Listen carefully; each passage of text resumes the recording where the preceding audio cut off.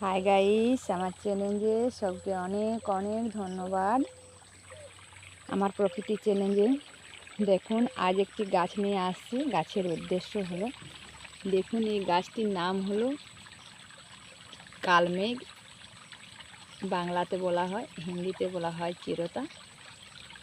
দেখুন, এই ডায়াবেটিস রোগীর পক্ষে খুব উপকার, সুগার পেশেন্ট যাকে বলে।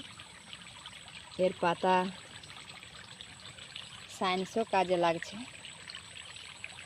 দেখুন, এর রস বা একে শুকিয়ে জলের সাথে মিশিয়ে খেলে সুগার একদম নির্মূল হয়ে যায়। দেখুন, এই গাছ বাড়ির সামনে থাকলে এর উপভোগ করবেন, এর পাতা খাবেন,